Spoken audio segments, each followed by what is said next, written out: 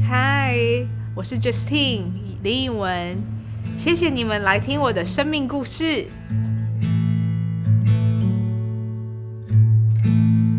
Justine 孤身一人来到墨西哥，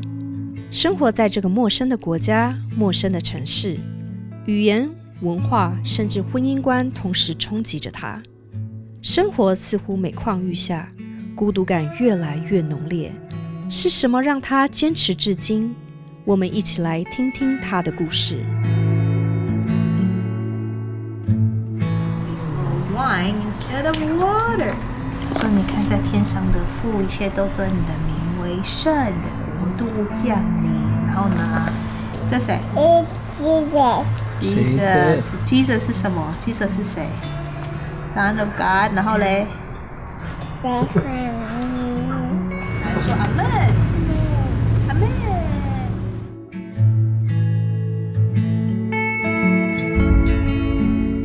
我来自台湾嘛，台北天母，然后土生土长台湾人。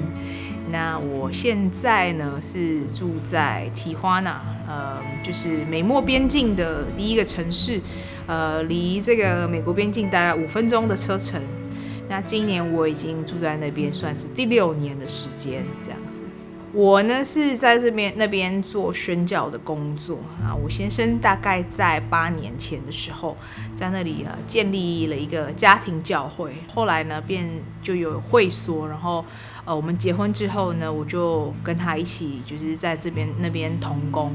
然后我们所做的事大概就是服侍，就是美墨边境的一些需要，因为美墨城墙的外面有很多被这个驱逐出境的这一些算是难民。然后我们就是在那边做传福音的工作，同时我们也供餐，也有在做一些红灯区的一些福音事工。这边算是性贩卖也是非常有名的一个城市，所以有非常多就是需要上帝的灵魂。所以我们呢，在我们教会很 commit 就是去做传福音，然后服侍这些性工作者和单亲妈妈的工作。那我们自己的教会已经有6年的时间，然后最主要的会众也大概都是单亲家庭和孩子们这样子。为什么他会做这件事情？他本来是从一个传统的这样子浸信会的一个背景出来，然后呢，他后来接触了，就是因为我的这个事工学校叫做伯特利这个超自然事工学校，然后他刚好呢在提花纳的红灯区呢建了一个敬拜殿。然后我先生刚好呢也在那边做同工帮忙，这样子开始接触这样子特别的一个服事工作，因为这样子他开始激起一个感动，跟他以前所服事的这样子的背景是截然不同，所以他在8年前他就开始从他的家庭教会开始，然后慢慢，然后这样子就是建立规模和这样子的方式来服事这样。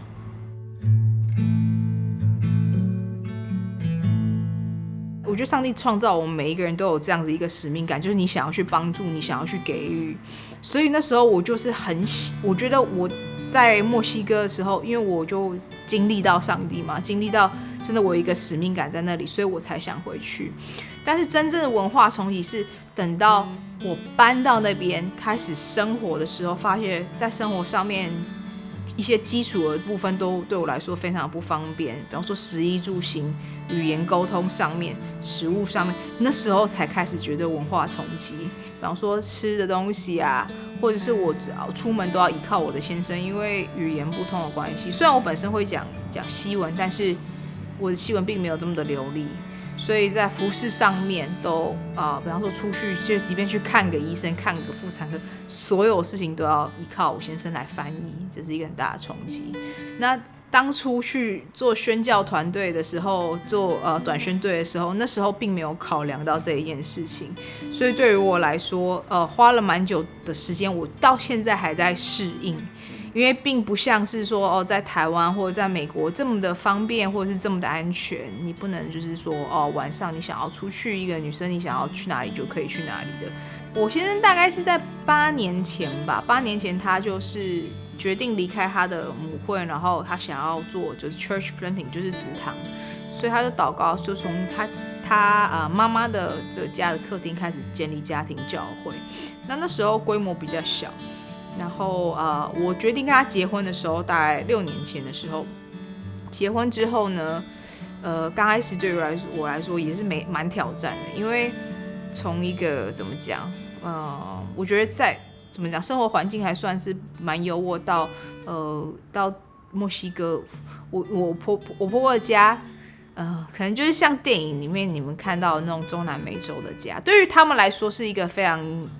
OK 稀松平常，对于我来说就是家里就也没有大门啊，然后窗户也是用木头钉的那种，就是比较简朴的这样子一个环境下，我真的觉得对我来说适应上面是蛮冲击，而且有时候洗澡还没有热水，然后冬天又非常冷，也没有暖气，所以有些东西我就是慢慢在学习。不过那个时候也是很感谢主，就是我们结婚之后呢，有一个弟兄，他在这个离我们提花纳的这个家呢40分钟的一个海边，叫做 Rosarito 城，他有一个房子在出租，然后他就跟我们讲说，我们可以去住他的房子，直到他租给别人为止。也是一个华人的弟兄，居然在墨西哥买房子，然后他说他在出租，就是要借给我们住几个月，所以那时候真的是莫大的恩典。一直到大概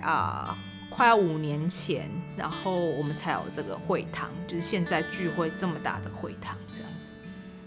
我结婚的时候呢，家人什么都就是给我一批就是嫁妆啦，就是礼金嘛，嫁妆。那我们就是我搬来提花纳的这一年的，就是刚开始的第1年，我们就是靠那个嫁妆在生活。然后因为我们的家庭教会人又越来越多，那我们也不想要麻烦我婆婆，所以呢，我们就常常在开车看有没有一些出租的店面，我们可以做教会。结果居然在他家附近，就是找到一个就是那种叫做什么仓库嘛 ，storage house 仓库。刚开始来的时候，因为没有电也没有水，后来水接了以后呢，我们就去问那个政府说为什么我们不能来接电？他说你要接电是不是你要花这个$400然后来接电？我先生说这不合理啊，这个是我今天不是要贿赂你这$400，我们就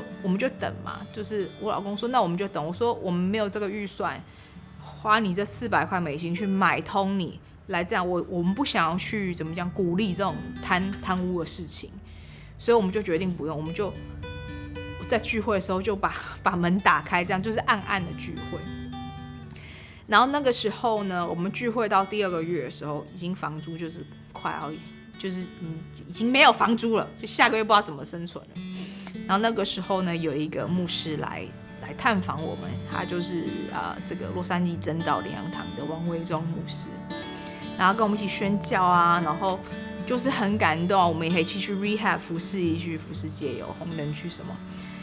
然后他呢，就是说，我们就跟他们讲说，我们有关于这个电力的问题，就是请他为我们祷告，因为我们真的不想要去买通这个官员去接这个电。然后他自己跟神祷告，就说如果这个电来的话呢，他就要帮他们的教会呢就要 support 我们房租，但他都没有讲任何事情。就他为我们祷告礼拜5、礼拜1居然电就来了，也没有人来接电，电就来了。所以就这样子，我们教会一直走到现在，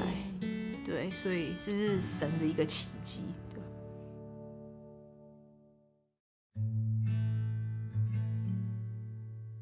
因为我觉得我从小到大就是算是一个怎么讲呢，一切都过得很顺吧，然后家里也蛮宠爱的，就是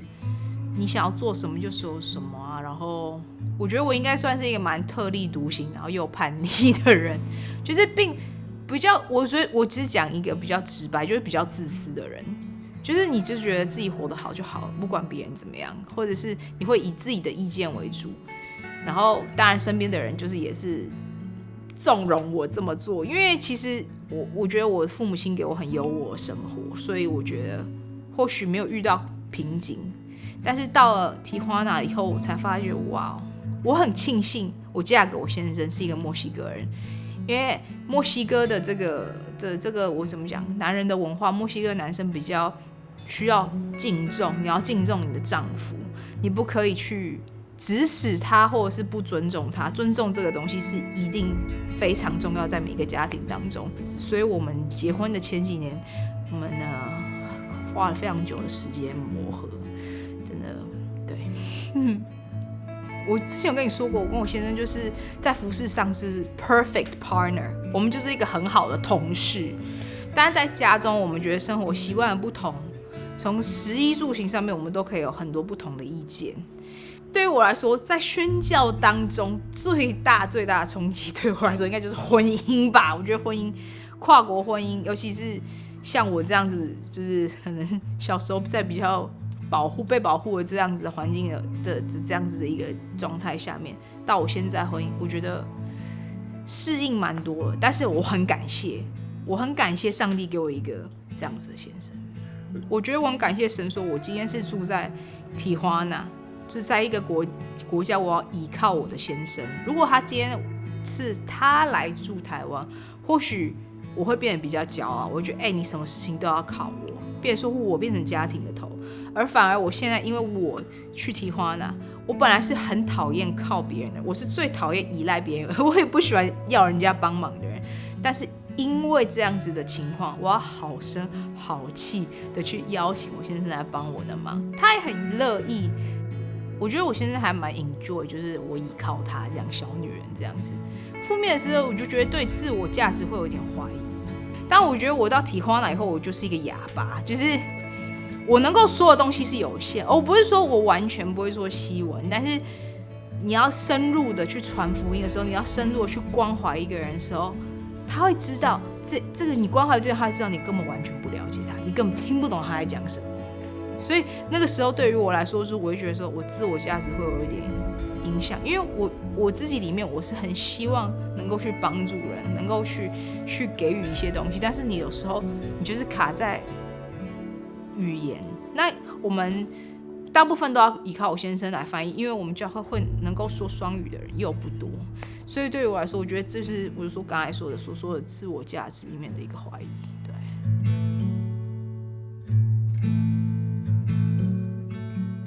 因为其实我在大概第2年，我就已经开始 sense 到我这个孤独感的这个问题。那我现在就会说，你为什么不尝试不跟这个教会的这个姐妹们分享？那我就会觉得说，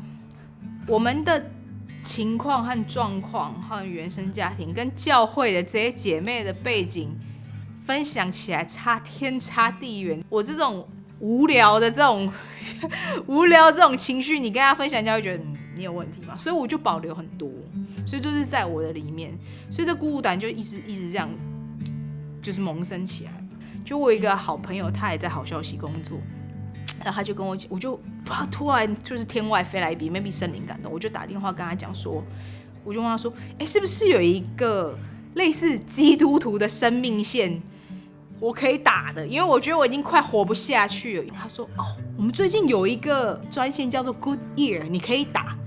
然后我就说：“好吧，那我就打。”然后就这个牧师就开始开导我，他就为我祷告。然后当然在我里面有一些看见，为什么孤独感，就是原生家庭一些问题啊，或者是在我先生上面可能有 trigger， 就觉得说他如果对我冷处理的时候，我觉得有被拒绝啊，或者是在小时候被霸凌的时候，会觉得说，当在教会里面一群姐妹在聊天，然后我没有办法加入他们的这个聊天的时候，我就觉得说，我也被拒绝，所以那个孤独感就这样一直堆积起来，然后加上我一个人的时候带孩子，然后小孩子又很闹，所以这些东西累积起来，所以他就带我祷告，一个一个原谅，然后去悔改。从那一天开始，我就可以睡觉了。对，那应该还是才去年的事情而已。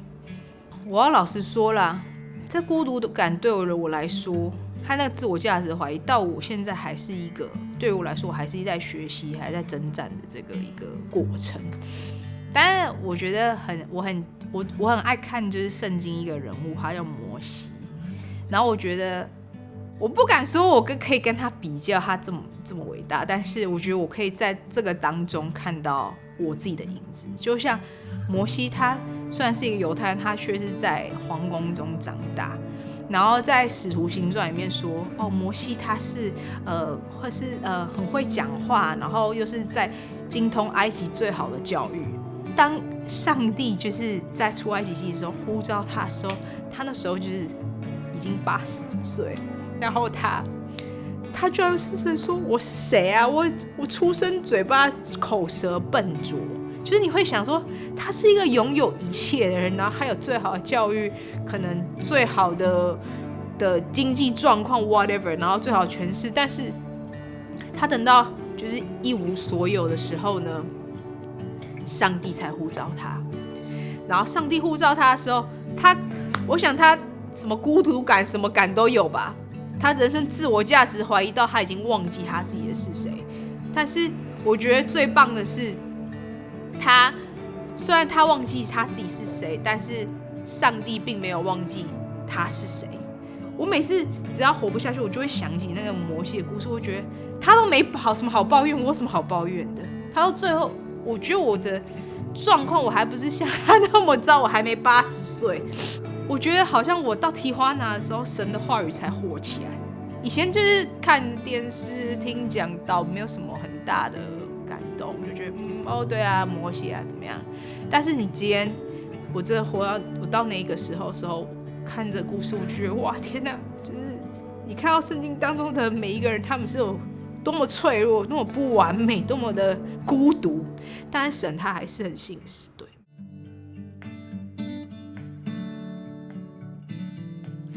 我觉得在疫情当中，我所看到的就是重新归零，因为那时候我觉得也感谢神，就是说，虽然疫情之中，就是我们先前服侍的对象什么都很多都失去联系，像孩子，我们之前做孩童事工很大，就做科幻安亲班，但是因为疫情，孩子都不见了，都不回来了。但是另外一个方面就是那时候刚好我女儿刚出生，